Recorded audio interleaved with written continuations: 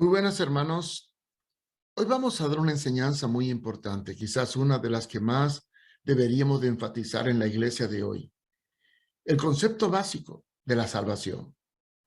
¿Somos salvos porque levantamos la mano y aceptamos a Jesús?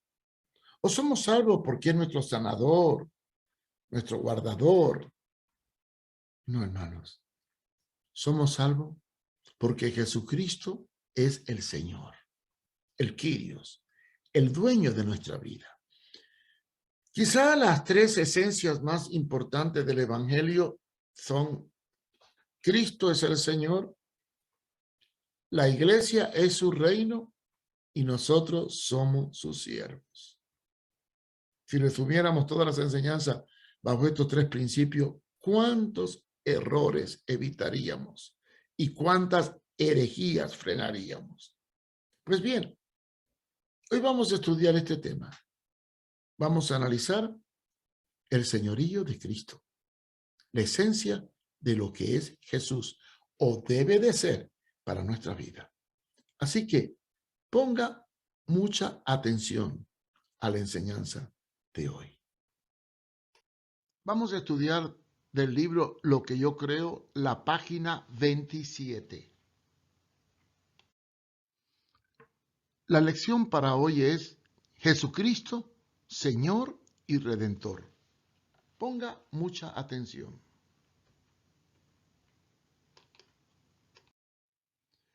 Cuando Dios le prometió a Adán y Eva un descendiente que destruiría las obras del maligno, estaba reafirmando lo que sería su plan de redención. En Génesis 3:15 dice que pondría enemistad entre la mujer y la simiente de la mujer. Este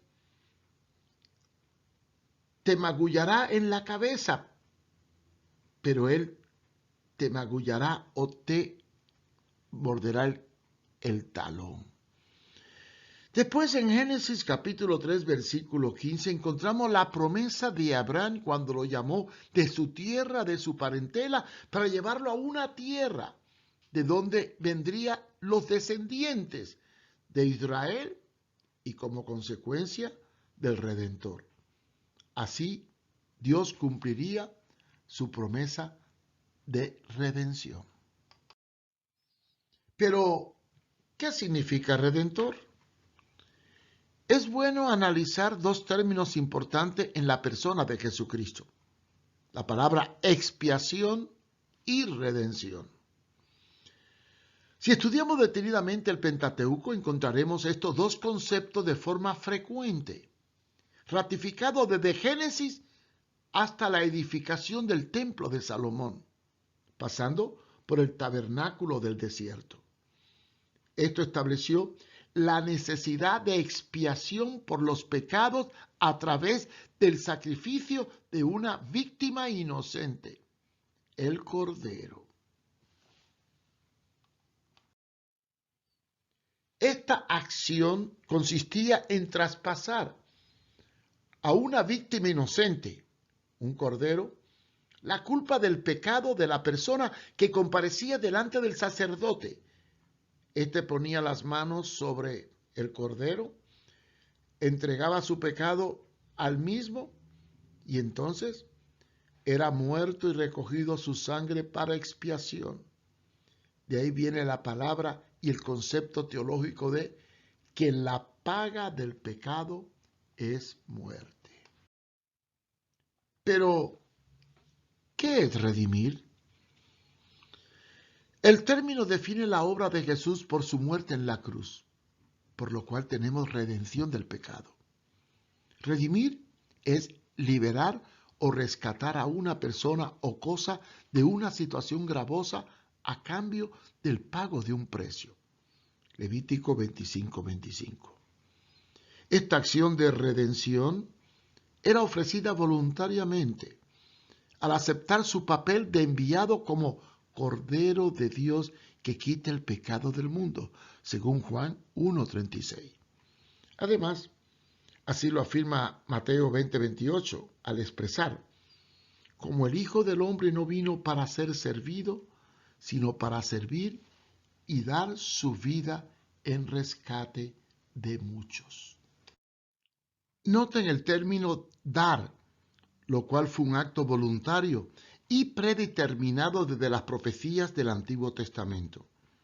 El término tiene su raíz en el concepto de redimir, que es el sentido de un rescate por el pago de un precio como una transacción comercial, sin ninguna razón de parentesco. Así lo enseña Éxodo 13:12 y número 18 del 15 al 17. Así que redimir es liberar a una persona de un dolor, situación penosa o rescatarlo de un juicio o castigo. En el Antiguo Testamento la redención es temporal y específica. El culpable o el pecador ponía sus manos sobre un cordero inocente y depositaba en él sus culpas o pecados. Entonces, el sacerdote inmolaba al cordero, obtenía su sangre y entraba al tabernáculo a esparcir la sangre para sacrificio de expiación, según Hebreo 9:26, que dice: de otra manera, a Cristo le hubiera sido necesario sufrir muchas veces desde la fundación del mundo, pero ahora, una sola vez en la consumación de los siglos, se ha manifestado para destruir el pecado por el sacrificio de sí mismo. Así que Cristo era el Cordero perfecto. Un solo sacrificio tiene el poder de expiar los pecados de todos los hombres. Así que, al venir Jesucristo como Cordero perfecto, sin mancha ni contaminación, su sacrificio nos dio perdón perfecto mediante su sangre derramada en la cruz del Calvario. Este sacrificio fue una sola vez y tiene valor para siempre, de manera que ya no necesitamos estar ofreciendo más sacrificio, porque la redención de Jesús fue perfecta para todos los que en él creen. Por eso dice Hebreos 10:12, pero Cristo, habiendo ofrecido una vez para siempre un solo sacrificio por los pecados, se ha sentado a la diestra de Dios. Deidad y señorío de Jesús. Uno de los principios básicos de la doctrina cristiana radica en que en Jesús habita la deidad corporalmente, como dice Colosenses 2:9, porque en él habita toda la plenitud de la deidad. Y la Biblia establece que él existía antes, desde la eternidad con el Padre. Así lo enseña Juan 1:1. Y al convertirse en siervo, Filipenses 2 del 5 al 9 nos habla de que te despojó de su gloria, de su semejanza de Dios, para hacerse igual que los hombres, a fin de dar su vida por nosotros. Al resucitar y consumar su plan de redención, él recibe el título de Señor y Cristo. Estas dos palabras tienen una gran y tremenda connotación teológica que tristemente hoy ha perdido su brillantez, porque al traducirse Señor al castellano, y debido a que es una palabra tan popular, pues a cualquiera se le llama Señor, no sabemos diferenciar entre un Señor cualquiera o un Señor soberano, como es el título que se le dio a Jesús. Porque la diferencia solo está en una mayúscula y en una minúscula. Sin embargo, en inglés, el término Señor está mejor expresado, porque existen en inglés 3 palabras para decir Señor. Mr., un señor cualquiera. Sir, un señor respetable o mayor. Y Lord, un título de nobleza, o el título que tiene alguien que posee un reino o un feudo o un territorio. No se le dice a cualquier persona Lord, porque Lord envuelve grandeza, soberanía, reinado. La palabra Señor aparece un promedio de 731 veces en el Nuevo Testamento y su terminología procede del griego Kyrios, que indica el dominio y reinado de Jesús sobre sus seguidores. Por lo tanto, en la Biblia se establece el principio de un reino dentro de otro reino cuyo dueño del reino de Dios es Jesús, el Kyrios. Este reino tiene un soberano, Jesucristo, y forman parte del mismo todos los que aceptan el Evangelio. Así que el término reino, en referencia a la proclama de Jesús, aparece 161 veces en el Nuevo Testamento. Y la ordenanza bíblica es de confesar a Jesús como Señor, como Kyrios, como soberano de nuestras vidas. Es por eso que cuando Jesús se entrevista con Poncio Pilato, antes de ser condenado, éste le hace una pregunta muy interesante. ¿Eres tú rey? A lo que Jesús responde, mi reino no es de este mundo. Si mi reino fuera de este mundo, mis servidores pelearían para que yo no fuese entregado a los judíos, pero mi reino no es de aquí. Juan 18:38. Este hecho deja en evidencia los principios básicos de ese reino. Jesús estableció un reino dentro de otro reino, y este reino se llama la Iglesia de Jesucristo. Y sus seguidores, aunque están en el mundo, como dice Juan 17:16, no son del mundo.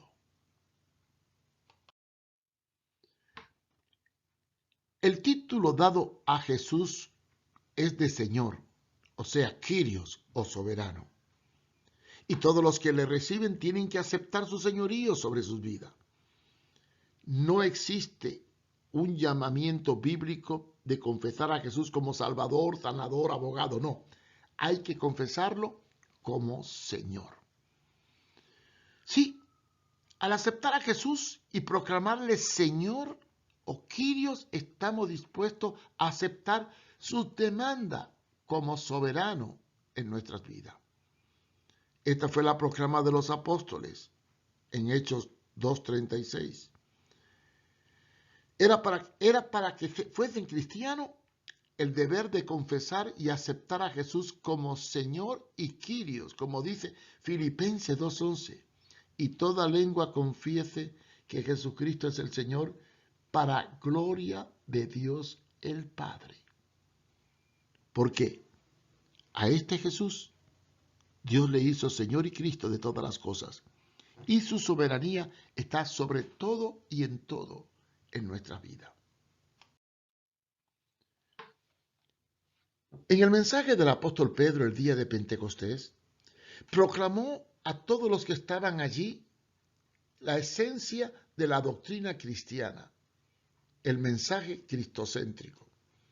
En Hechos 2:36, Pedro dijo, sepa pues ciertísimamente toda la casa de Israel, que a este Jesús, a quien vosotros crucificasteis, Dios le ha hecho Señor y Cristo. ¿Saben por qué los cristianos fueron perseguidos en Roma, principalmente por Nerón, y martirizado y quemado vivo? Veamos. La proclama de Jesús como Señor Kyrios trajo serias consecuencias a los cristianos de Roma. ¿Por qué? Porque el título de Kyrios o soberano era solo una prerrogativa del emperador romano. El emperador romano se consideraba divino y supremo, por lo cual imponía a su gobierno que le llamaran Kyrio, o rey o soberano.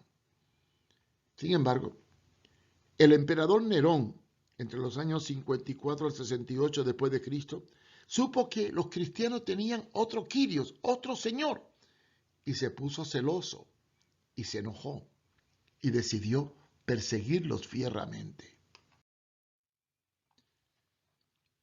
La causa de la indignación de Nerón contra los seguidores de Jesús se originó por ese mismo problema, porque tenían otro Kyrio, llamaban a Jesús Kyrio, Señor. Fue por esa razón que desató una furia tremenda contra los discípulos, ordenó su martirio e incluso incendió Roma para poder tener peso en su lucha contra los seguidores de Jesús, porque decían que había un Señor que no era Él. Su brutalidad lo llevó a iluminar su palacio con antorchas humanas de cristianos y en su narcisismo ordenó el exterminio de hombres, mujeres y niños que proclamaban al Señor Jesús como el único Kyrios, lo que desató una terrible matanza. Pero hablemos sobre la divinidad de Jesús. Para muchos cristianos, la definición de Jesús, en el cual habían dos naturalezas, se ha convertido un poco conflictivo y a veces cabroso, dando origen a algunas creencias contrarias a este hecho. Y la pregunta es, ¿era Jesús hombre o Dios? La respuesta la encontramos en la lectura de Filipenses capítulo 2, versículos del 6 al 8, cuando el apóstol escribe, el cual, siendo en forma de Dios, no estimó el ser igual a Dios como cosa a que aferrarse, sino que se despojó a sí mismo, tomando forma de siervo, hecho semejante a los hombres, y estando en la condición de hombre, se humilló a sí mismo, haciéndose obediente hasta la muerte y muerte de cruz. En Jesús encontramos al Hijo del Hombre. Era completamente humano, expuesto a tentaciones y debilidades. Y tenía a cargo una misión que ejecutar, ofrendarse. Como Hijo de Dios, era completamente divino y reveló su divinidad a través de sus acciones. En otra parte se enfrenta a los gnósticos. El gnosticismo griego de su época fue absorbida por algunos cristianos. ¿Qué es gnosticismo? Bueno, vamos a explicarlo, ¿verdad? Gnosticismo es una ideología que supone la salvación solo espiritual, donde el cuerpo y por ende la moral no tiene valor. Se adquiere por medio del conocimiento y solo lo pueden adquirir algunas personas, sin importar la fe ni las obras. De ahí viene la palabra gnosis, que es conocimiento. Y de ahí se derivó la doctrina arriana, que negaba la divinidad de Jesús.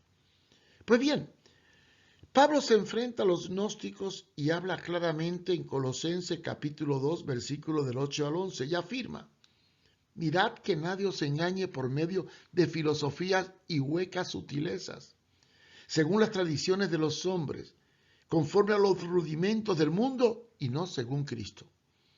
Porque en Él, en Jesús, habita corporalmente toda la plenitud de la deidad. Y vosotros estáis completos en Él, que es la cabeza de todo principado y potestad. En Él también fuisteis circuncidados con circuncisión no hecha a mano, al echar de vosotros el cuerpo pecaminoso carnal en la circuncisión de Cristo. Pero, ¿es posible que Jesús estuviera solo reflejando la autoridad de Dios y no estaba declarando que Él era verdaderamente el Creador? Bueno, a primera vista así parece creíble, pero, sin embargo, Jesús afirmaba tener una autoridad que iba más allá de una autoridad delegada. Él actuaba como creador del universo. Y así lo expresa Juan 1:1. En el principio era el Verbo, y el Verbo era con Dios, y el Verbo era Dios. La palabra era abarca todo, incluyendo la creación misma. En la vida de Jesús lo vemos actuar con una autoridad muy poderosa. Él dominaba la naturaleza, la cual le obedecía. Y para colmo, los vientos y la tempestad se sujetaban a él. Lucas 8:25. Otro hecho singular, caminó sobre el agua. Mateo 14:26 y Marcos 6:49. Además, transformó el agua en vino en las bodas de Canaán y tenía el poder sobre la vida y la muerte, pues hizo 2 resurrecciones. Por otro lado, los demonios se le sujetaban y le adoraban. Y Tomás, el discípulo incrédulo que dudó de él, cuando se le apareció después de la resurrección y le mostró las huellas, exclamó: Señor mío y Dios mío. Juan 20:28. Además de estas referencias ya expuestas, Jesús en algunas expresiones se presentó a sí mismo como Dios, dando a entender su deidad. Veamos algunas de estas afirmaciones de Jesús. Él dijo: yo soy la resurrección y la vida. Juan 11:25. Afirmó: yo soy la luz del mundo. Juan 8:12. Declaró que yo y mi Padre somos uno. Juan 10:30. Y dijo: yo soy el alfa y el omega, el principio y el último, el principio y el fin. Apocalipsis 22:13. También dijo: yo soy el camino, la verdad y la vida. Juan 14:6. Y afirmó: yo soy el único camino al Padre. Juan 14:6. Y dijo: quien me ha visto a mí, ha visto al Padre. Juan 14:9. Hay un principio llamado el principio de yo soy. Recordemos que una de las expresiones más comunes en el Antiguo Testamento es la referencia a Dios proclamándose el yo soy. Lo que estaba diciendo a Moisés era que él era el único creador, el único eterno, el único trascendente en el tiempo. Fíjense lo que dice Juan 10:33. Desde el tiempo de Moisés, ningún judío practicante se refería a sí mismo o a ningún otro como el yo soy. Como resultado, la afirmación de Jesús al decir yo soy enfureció a los líderes religiosos. Una vez, por ejemplo, algunos líderes le explicaron a Jesús por qué ellos estaban tratando de matarle. Y ahí es donde viene Juan 10:33.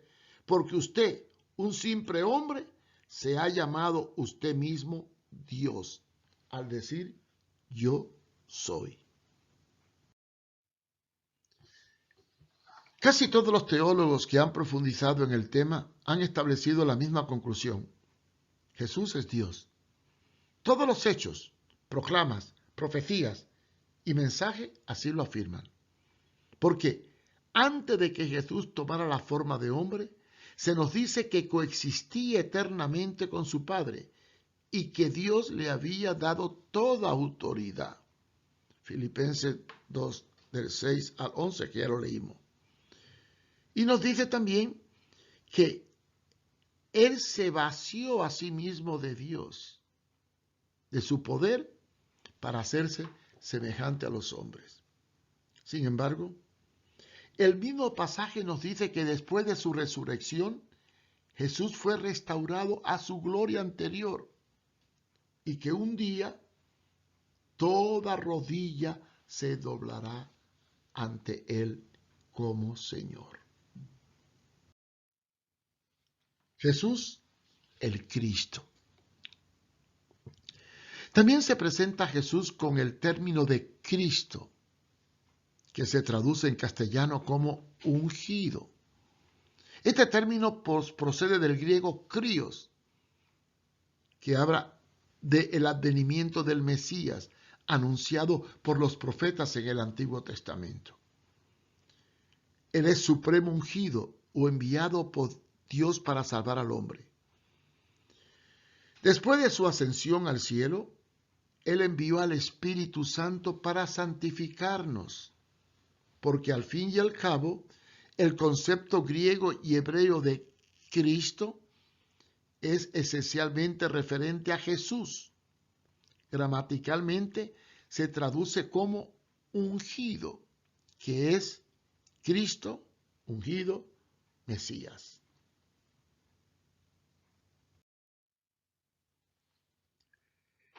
La unción, ¿para qué servía?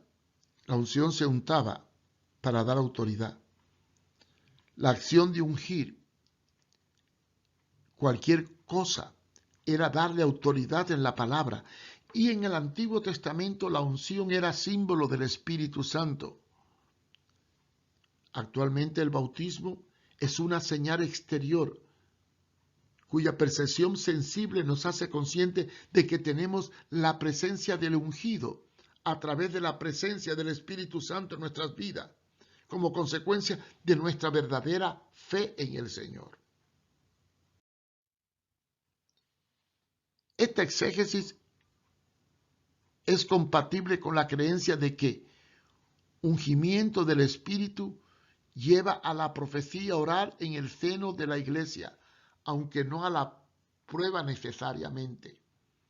El término Mesías, Cristo o ungido siempre se refiere a la obra de Jesús y su presencia en nosotros por medio del Espíritu Santo. Y ahí viene Primera de Juan 2, 20, 27. Pero vosotros tenéis la unción del Santo y conocéis todas las cosas. Pero la unción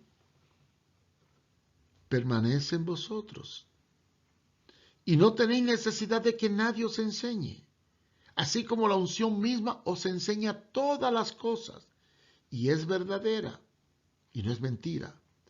Según ella os ha enseñado, permaneced en él. Entonces, ¿a qué unción está hablando la palabra? A la unción de la presencia del Espíritu Santo, iluminándonos para entender las Escrituras. Sin embargo, hay un grave peligro en estos tiempos con tantos ungidos que se han levantado por ahí. Nadie está ungido. Todos somos ungidos con la presencia del Espíritu Santo, pero no con una nueva revelación, sino con una unción fresca del Espíritu para poder entender la palabra y los tiempos. Sin embargo, han aparecido en estos tiempos muchos llamados ungidos que llevan a los discípulos a la perdición e incluso hasta hacen milagros y señales. Pero tenemos que tener mucho cuidado de estos ungidos. Fíjense bien, Mateo 24, 24. Y quiero que enfaticemos este texto y lo analicemos.